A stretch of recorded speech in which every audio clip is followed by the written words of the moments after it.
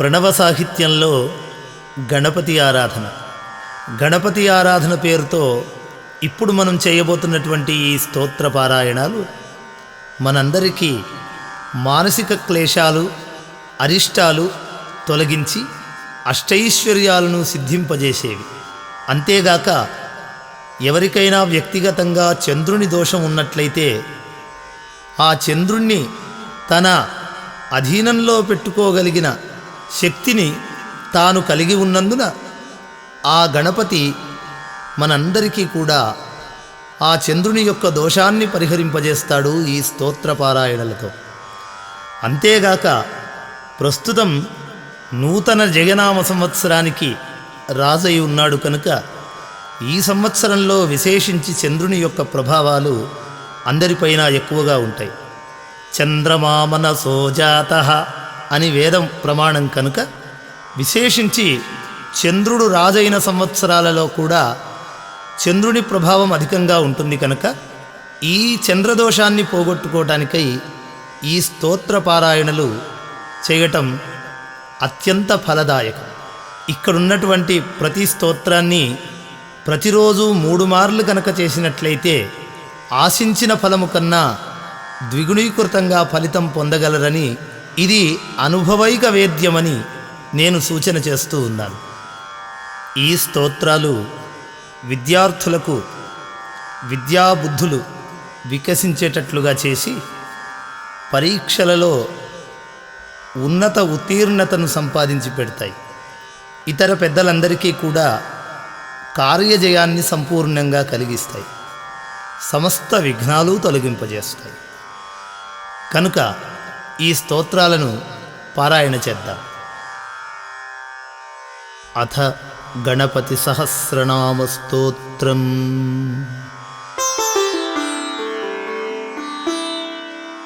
గణేశ్వరో గణక్రీడో గణనాథో గణాధిపః ఏకదంష్ట్రో వక్రతుండో గజవక్త్రో మహోదరః లంబోదరో ధూమ్రవర్ణో వికటో విఘ్ననాయకః సుముఖో దుర్ముఖో బుద్ధో విఘ్నరాజో గజాననః భీమః ప్రమోద ఆనందో సురానందో మదోత్కటః హేరంబః శంబరః శంభుః లంబకర్ణో మహాబలః నందనాలంపటో భీమః మేఘనాథో గణంజయః వినాయకో విరూపాక్షో ధీరశూరో వరప్రదః మహాగణపతిర్బుద్ధిప్రియో క్షిప్రప్రసాదనః రుద్రప్రియో గణాధ్యక్షో ఉమాపుత్రో ఘనాశనః కుమారగురు ఈశానపుత్రో మూషికవాహనః సిద్ధిప్రదః సిద్ధిపతిః సిద్ధివినాయకః విఘ్నోత్తుంగభుజో సింహవాహనో మోహినీప్రియః కటికంఠో రాజపుత్రః శకలः సంమితామితః కూష్మాండగణసంభూతః దుర్జయో ధూర్జయో జయః భూపతిర్భువనేశశ్చ భూతానాం పతిరవ్యయః విశ్వకర్తా విశ్వముఖః విశ్వరూపో నిధిర్ఘృణః కవిః కవీనాం వృషభో బ్రహ్మణ్యో బ్రహ్మణస్పతిః జ్యేష్ఠరాజో నిధిపతిః నిధిప్రియపతిప్రియః హిరణ్మయపురాంతస్థో సూర్యమండలమధ్యగః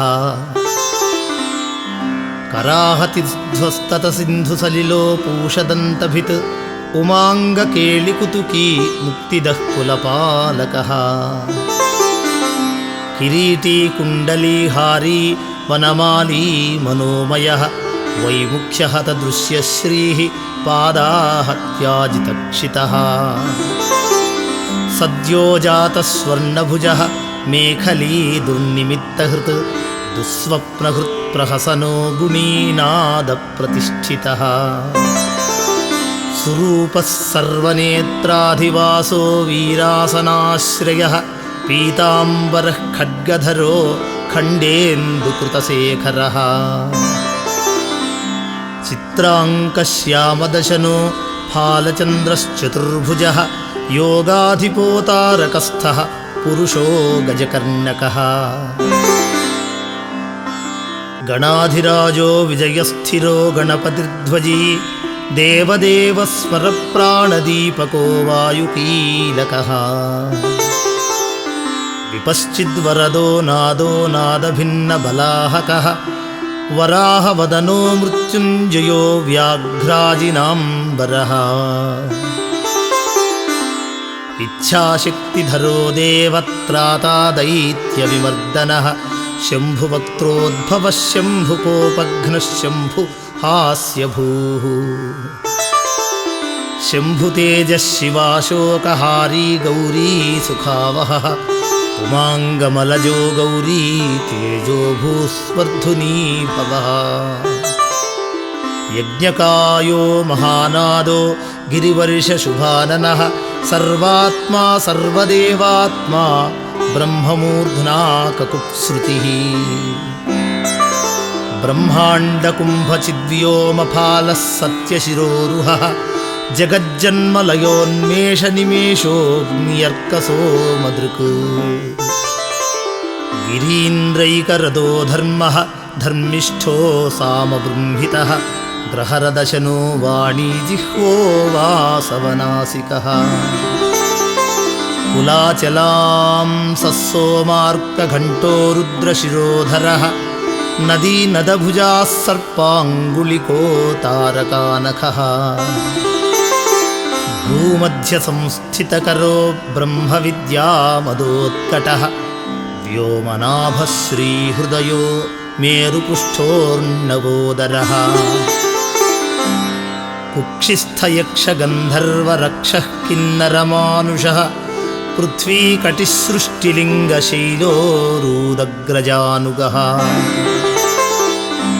पातालजङ्घो मुनिपत्कालाङ्गुष्ठत्रयीतनुः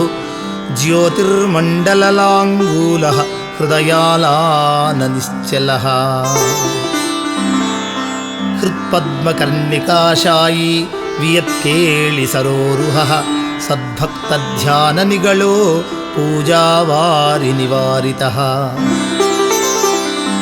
प्रतापी काश्यपसुतर्गणपो विटपीबली यशस्वी धार्मिकस्वोजाः प्रमथा प्रमथेश्वरः चिन्तामणिद्वीपपतिः कल्पद्रुमवनालयः रत्नमण्डपमध्यस्थो रत्नसिंहासनाश्रयः तीव्राशिरोधृतपदज्वालिनी मौलिलालितः नन्दानन्दितपीठश्रीः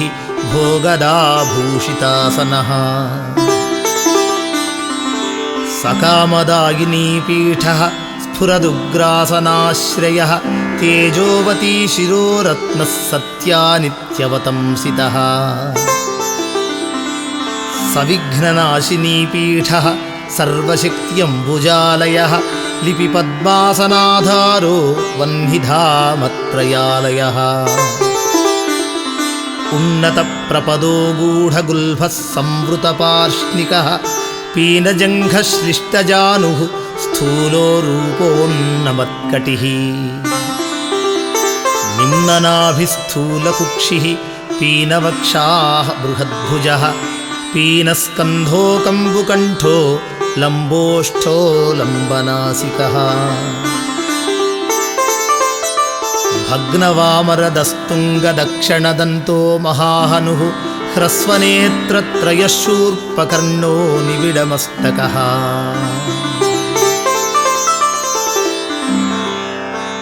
तम्बकाकारकुम्भाग्रो रत्नमौलिर्निरङ्कुशः सत्पहारकटीसूत्रसर्पयज्ञोपवीतवान् सर्पकोटीरकटको सर्पग्रैवेयकाङ्गदः सर्पकक्षोदराबन्धो सर्पराजोत्तरीयकः रक्तोय रक्ताम्बरधरो रक्तमाल्यविभूषणः रक्तेक्षणो रक्तकरो रक्तताल्वोष्ठपल्लवः श्वेतश्वेताम्बरधरो श्वेतमाल्यविभूषणः श्वेतातपत्ररुचिरः श्वेतचामरवीजितः सर्वावयवसम्पूर्णः सर्वलक्षणलक्षितः सर्वाभरणभूषाढ्यः सर्वशोभासमन्वितः सर्वमङ्गलमाङ्गल्यः सर्वकारणकारणः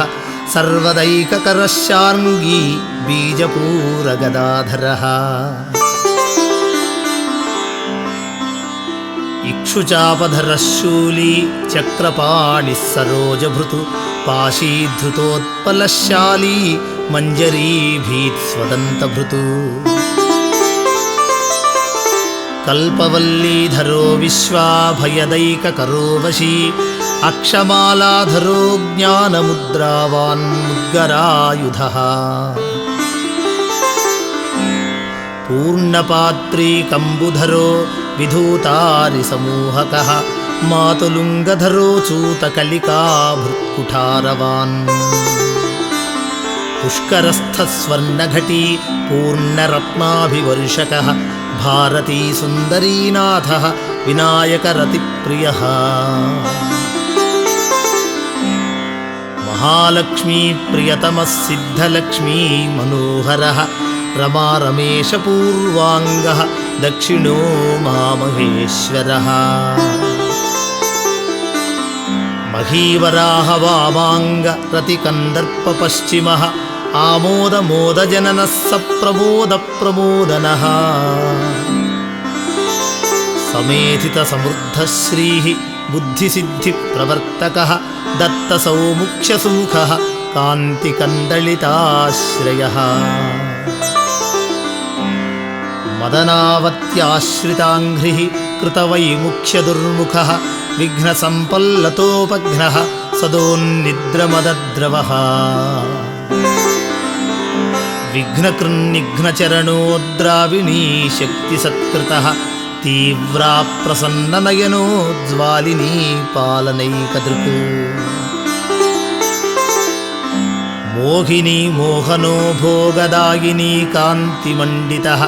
कामिनी कान्तवक्त्रश्रीरधिष्ठितवसुन्धरः वसुधारामनोमोदमहाशङ्खनिधिप्रभुः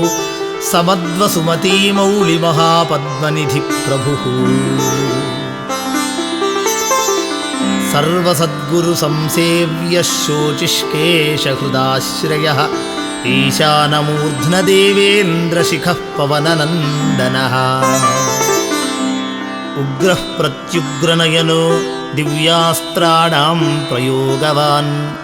ऐरावतादिसर्वाशा वारणावरणप्रियः वज्राद्यस्त्रपरीवारो गणचण्डसमाश्रयः जयो जयपरीवारो विजयो विजयावहः अजितार्चितपादाब्जः नित्यानित्यावतंसितः विलासिनीकृतोल्लासः शौण्डी सौन्दर्यमण्डितः अनन्तानन्तसुखदः सुमङ्गलः सुमङ्गलः इच्छाशक्तिज्ञानशक्तिक्रियाशक्तिनिषेवितः सुभगा संश्रितपदः ललिता ललिताश्रयः कामिनी कामनः कामः मानिनी केलिलालितः सरस्वत्याश्रयो गौरीनन्दनः श्रीनिकेतनः गुरुगुप्तपदो वाचा सिद्धो वागीश्वरेश्वरः नलिनी कामुको वामा रामा ज्येष्ठा मनोरमः रौद्री मुद्रितपादाब्जः कुम्बीजशृङ्गशक्तिकः विश्वादिजननत्राणः स्वाहा शक्तिः सकीलकः अमृताब्धिकृतावासः मदघूर्णितलोचनः उच्छिष्टगणेशो गणनायकः सार्वकालिकसंसिद्धिः नित्यशैव दिगम्बरः अनपायोऽनन्तदृष्टिरप्रमेयो जरामरः अनाविलो प्रतिरथो अच्युतो अमृताक्षरः अप्रतर्क्यो क्षयो जय्यो अनाथश्च अनामयः अमोघसिद्धिरद्वैतो अघोरो प्रतिमानसः अनाकारोऽभिभूम्यग्निबलघ्नो व्यक्तलक्षणः आधारपीठ आधाराधेयवर्जितः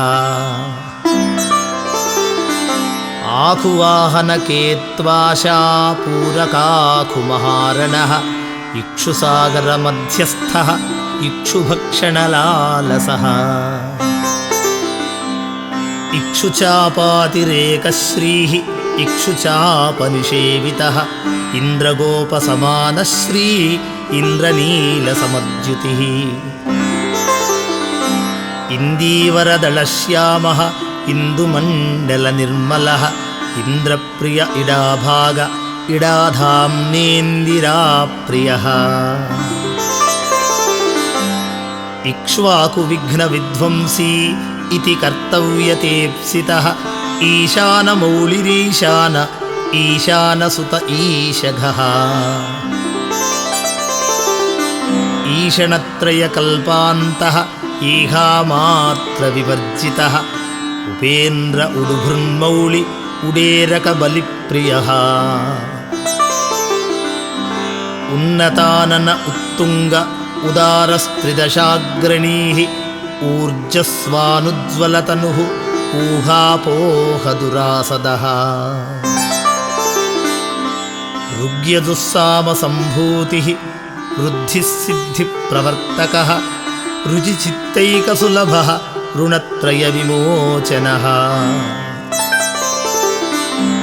स्वभक्तविघ्ननाशश्च सुरद्विच्छक्तिलोपकृत् विमुखार्चानां लुप्तश्रीः वाताविस्फोटनाशनः एकारपीठमध्यस्थः एकपादकृतासनः एजिताखिलदैत्यश्रीः एजिताखिलसंश्रयः ऐश्वर्यनिधिरैश्वर्य ऐहिकामुष्मिकप्रदः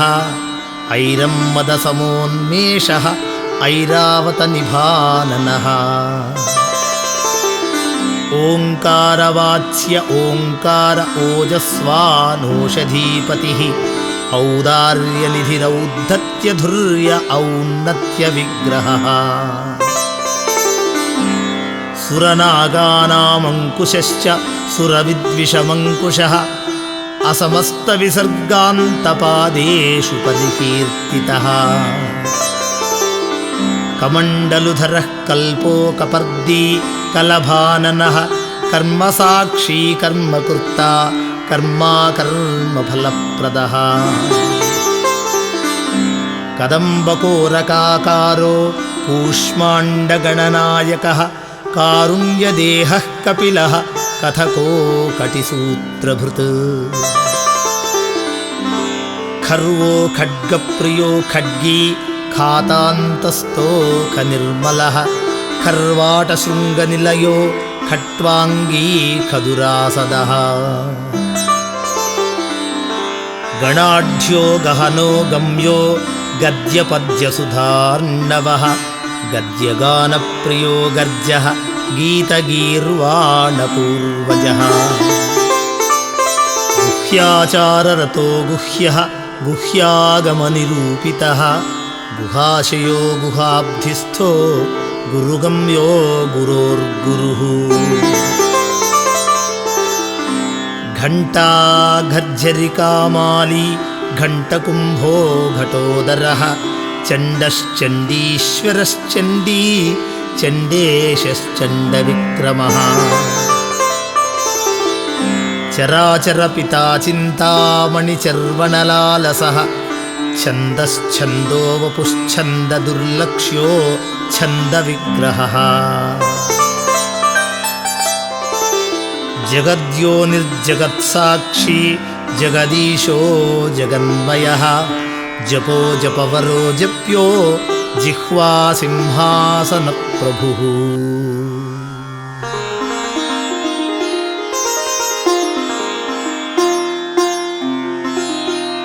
झलज्झल्लोलसद्दानझङ्कारि भ्रमराकुलः टङ्कारस्फारसम्रावानुकारी मणिनूपुरः तापत्रयनिवारी च सर्वमन्त्रैकसिद्धिदः डिण्डिमुण्डो डाकिनीशो डामरो डिण्डिमप्रियः ढक्कानिनादमुदितो ढौकोडुण्ढि विनायकः तत्त्वानां परमस्तत्त्वज्ञेयो तत्त्वनिरूपितः तारकान्तरसंस्थानस्तारकस्तारकान्तकः स्थाणुस्थाणुप्रियो स्थाता स्थावरो जङ्गमो जगत् दक्षयज्ञप्रमथनो दाता दानवमोहनः दयावान् दिव्यविभवो दण्डहृद्दण्डनायकः दन्तप्रभिन्नाभ्रमलो दैत्यवारणदारणः दंष्ट्रालग्नद्विपघटो देवार्थं नृगजाकृतिः धनधान्यपतिर्धन्यो धनदो धरणीधरः ध्यानैकप्रकटो ध्येयः ध्यानो ध्यानपरायणः नन्द्यो नन्दिप्रियो नादो नदमध्यप्रतिष्ठितः निष्कलो निर्मलो नित्यो नित्यानित्यो निरामयः परं व्योमा परं धाम परमात्मा परं पदः परात्परः पशुपतिः पूर्णमोदकसारवान् पूर्णानन्दो परानन्दः पुराणपुरुषोत्तमः पद्मप्रसन्ननयनो प्रणताज्ञानमोचनः प्रमाणप्रत्ययातीतो प्रणतार्तिनिवारणः फलहस्तः फणिपतिः फेत्कारफणितप्रियः बाणार्चिताङ्घ्रियुगलो बाणकेलिकुतूहली ब्रह्मा ब्रह्मार्चितपदो ब्रह्मचारी बृहस्पतिः बृहत्तमो ब्रह्मपरो ब्रह्मण्यो ब्रह्मविप्रियः बृहनादाग्रचीत्कारो ब्रह्माण्डावलिमेखलः भ्रूक्षेपदत्तलक्ष्मीकः भर्गो भद्रो भयापहः भगवान् भक्तिसुलभो भूतिदो भूतिभूषणः भव्यो भूतालयो भोगदाता भ्रूमध्यगोचरः मन्त्रो मन्त्रपतिर्मन्त्री मदमत्तमनोरमः मेखलावान्मन्दगतिः मतिमत्कमलेक्षणः महाबलो महावीरो महाप्राणमहामनाः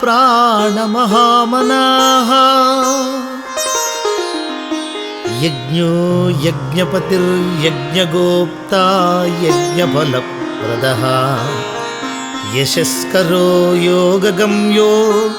याज्ञिको याजकप्रियः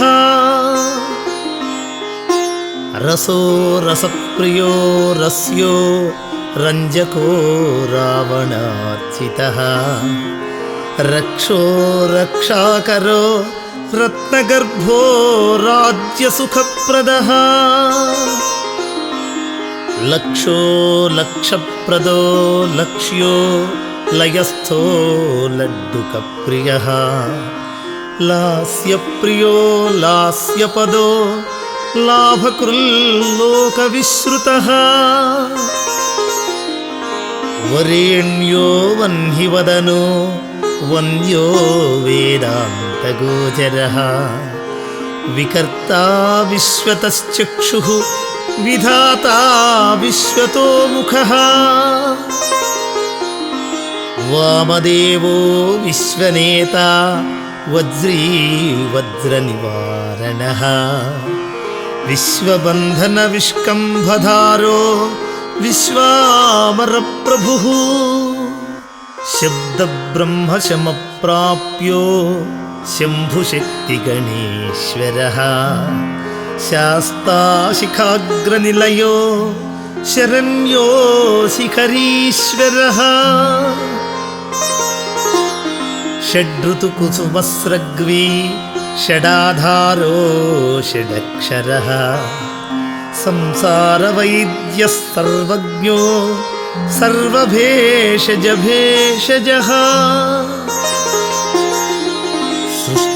సృష్టిస్థితిలయక్రీడः సురకుంజరభేదనः సింధూరితమహాకుంభः సదసద్వ్యక్తిదాయకः సాక్షీ సముద్రమథనో స్వసంవేద్య స్వదక్షిణః స్వతంత్రः సత్యసంకల్పः సామగానరతः సుఖీ హంసో హస్తి పిశాచీశో హవనో హౌయకౌయభుకు హౌయో హృతప్రియో హర్షో కృల్లేఖా మంత్రమధ్యగః క్షేత్రాధిపో క్షమాభర్త క్షమాపరపరాయణః క్షిప్రక్షేమకరో క్షేమానందో క్షోణీసురద్రువః ధర్మప్రదోర్ధదః కామదాతా సౌభాగ్యవర్ధనః విద్యాప్రదో విభవదో భుక్తిముక్తిఫలప్రదః అభిరూప్యకరో వీరః శ్రీప్రదో విజయప్రదః సర్వవశ్యకరో గర్భదోషఘ్నో పుత్రపౌత్రదః మేధాదో కీర్తిదః శోకహారీ దౌర్భాగ్యనాశనః ప్రతివాదిముఖస్తంభః దుష్టచిత్తప్రసాదనః పరాభిచారశమనః దుఃఖభంజనకారకः లవస్త్రుటిః కళాకాష్ఠా నిమేషో ఘటిముహూర్తకः ప్రహరశ్చ దివానక్తః అహోరాత్రో మహర్నిశః పక్షో మాసాయనో వర్షాః యుగః కల్పో మహాలయః రాశిస్తారాతిథిర్యోగః వారః కరణ అంశకः లగ్నో హోరాకాలచక్రో మేరుః సప్తర్షయః ధ్రువः రాహుర్మందః కవిర్జీవः బుధో భౌమస్య శీరవిః కాలో సృష్టిస్థితిర్విశ్వో స్థావరో జంగమో జగత్ భూరధ్యోగ్నిమరువ్యోమా అహంకృత్ ప్రకృతిః పుమాన్ బ్రహ్మ విష్ణు శివో రుద్రః ఈశశక్తిః సదాశివః త్రిదశాః పితరः సిద్ధాః యక్షాః రక్షాశ్చ కిన్నరాః సాధ్యా విద్యాధరా భూతాః మనుష్యాః పశవః ఖగాః సముద్రాः సరితः శైలాः భూతో భవ్యో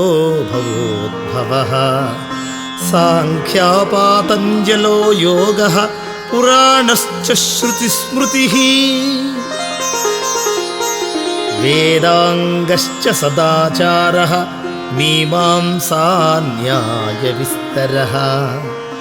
ఆయుర్వేద ధనుర్వేద గాంధర్వో కావ్యనాటకః వైఖానసో భాగవతో మానుషో పాంచరాత్రకః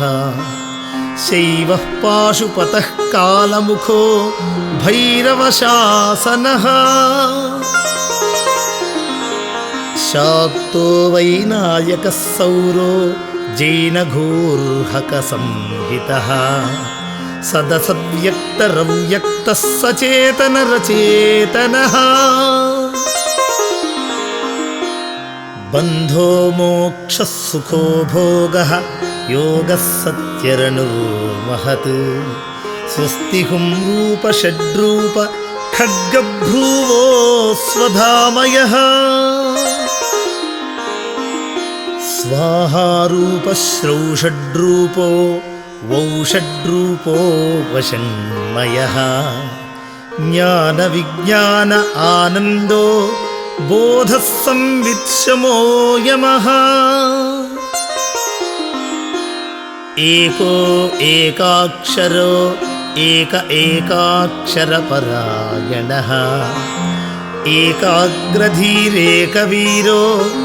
ఏకానేకస్వరూపధృత్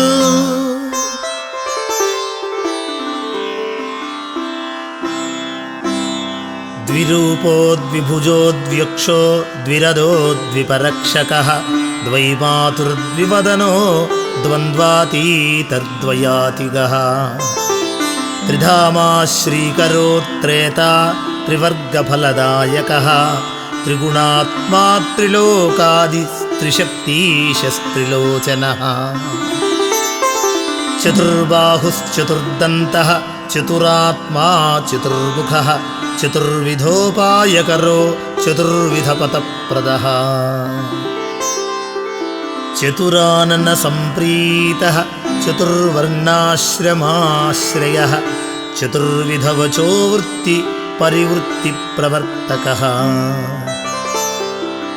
చతుర్థీ పూజన ప్రీతో చతుర్థీ తిథి సంభవః పంచాక్షరాత్మా పంచాత్మా పంచాస్యో పంచకృత్యకృత్ పంచాధారో పంచవర్ణో పంచాక్షరపరాయణః పంచతాళః పంచకరో పంచప్రణవభావికః పంచబ్రహ్మమయస్ఫూర్తిః పంచావరణవారితః పంచభక్ష్యప్రియో పంచబాణః పంచశివాత్మకः షట్కోణపీఠः షట్చక్రధామా షడ్గ్రంథిభేదకः షడధ్వధ్వాन्तవిధ్వంసీ షడంగుళమహాహృదः షణ్ముఖः షణ్ముఖభ్రాతా షట్శక్తిపరివారితः షడ్వైరివర్గవిధ్వంసీ షడూర్మిభయభञ्जनः షట్కర్కదూరः షట్కర్మనిరతో షడ్రసాశ్రయः సప్తపాతాళచరణः సప్తద్వీపోరుమండితः సప్తస్వర్లోకముకుటः సప్తసప్తివరప్రదः సప్తాంగరాజ్యసుఖదः సప్తర్షిగణమండితः సప్తఛందోనిధిः సప్తహోతా సప్తస్వరాశ్రయः సప్తాబ్ధికేళితాసారः సప్తమాతృనిషేవితः సప్తచ్ఛదామోదమదः సప్తఛందోముఖప్రియः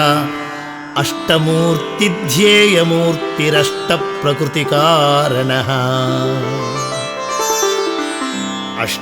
అష్టాంగయోగఫలభుక్ అష్టపత్రాంబుజాసనः అష్టశక్తిసమృద్ధ శ్రీరష్టైశ్వర్యప్రదాయకः అష్టపీఠోపపీఠ శ్రీరష్టమాతృసమావృతः అష్టభైరవ సంసేవ్యః అష్టవంద్యోష్టమూర్తిభృత్ అష్టచక్రస్ఫురన్మూర్తిరష్టద్రవ్యః విప్రియః నవనాగాసనాధ్యాసీ నవనిధ్యనుశాసితా నవద్వారఘనాధార నవధారనికేతనః నరనారాయణస్తుత్యో నవదుర్గానిషేవితః నవనాథ మహానాథో నవనాగవిభూషణః నవరత్నవిచిత్రాంగః నవశక్తిశిరోద్ధృతః దశాత్మకో దశభుజో దశదిక్పతివందితః దశాధ్యాయో దశప్రాణో దశేంద్రియనియామకః దశాక్షరమహామంత్రో దశాశావ్యాపి విగ్రహः ఏకాదశాదిరుద్రైస్తు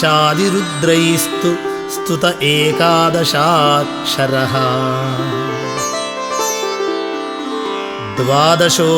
ద్వాదశోద్దండదోర్దండః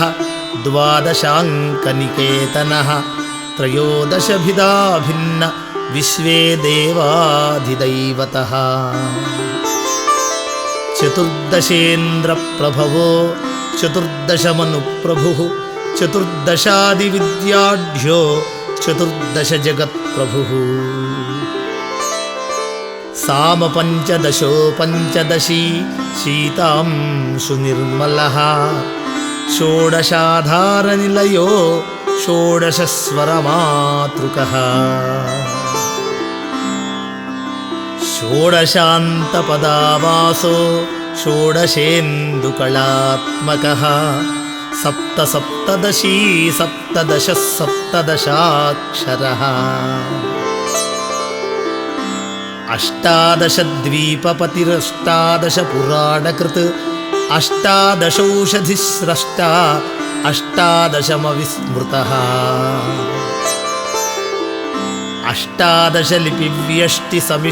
అష్టాదశలిపివ్యష్టిసమిష్టిజ్ఞానకోవిదः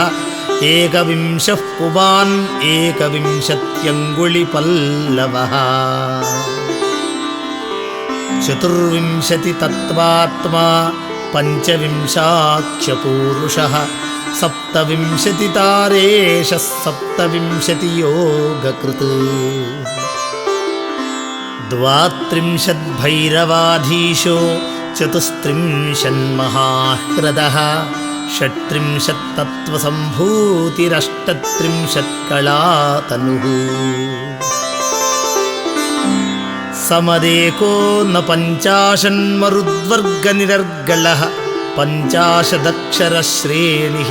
పంచాశద్రుద్రవిగ్రహः పంచాశద్విష్ణుశక్तीशः పంచాశన్మాతృకాలయः ద్విపంచాశద్వపుశ్రేణిస్త్రిషష్ట్యక్షరసంశ్రయः చతుషష్ట్యర్ణనిర్ణేత చతుషష్టికళానిధిః చతుషష్టిమహాసిద్ధయోగినీ బృందవందితः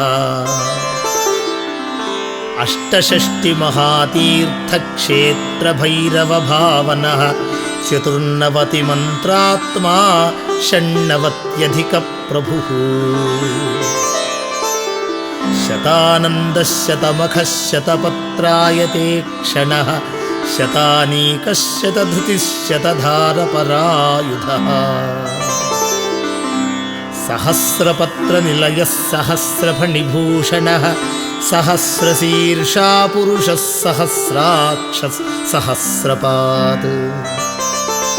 సహస్రనామ సంస్తుత్య సహస్రాక్షబలాపహః ఫణామండలసాహస్ర ఫణిరాజకృతాసనః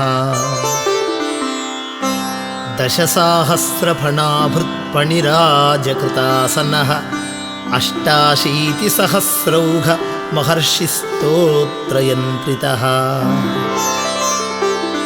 మహాకాయో మహాత్మాపి చందిలా ఇశ్చేష్టదోరసః ఆధారోऽసౌ వేదమయో हेरम्बस्कन्दपूर्वजः लक्षाधीशप्रियाधारो लक्षाधरमनोमयः चतुर्लक्षजपप्रीतो चतुर्लक्षप्रकाशितः चतुराशीतिलक्षाणां जीवानां देहसंस्थितः कोटिसूर्यप्रतीकाशः कोटिचन्द्रांशुनिर्मलः कोटियज्ञप्रमथनः कोटियज्ञफलप्रदः शिवाभवाद्यष्टकोटिविनायकधुरन्धरः सप्तकोटिमहामन्त्रमन्त्रितावयवद्युतिः त्रयस्त्रिंशत्कोटिसुरश्रेणी प्रणतपादुकः अनन्तदेवतासेव्यः अनन्तशुभदायकः अनन्तनामानन्तश्रीरनन्तानन्तसौख्यदः इति श्रीगणपतिसहस्रनामस्तोत्रम्।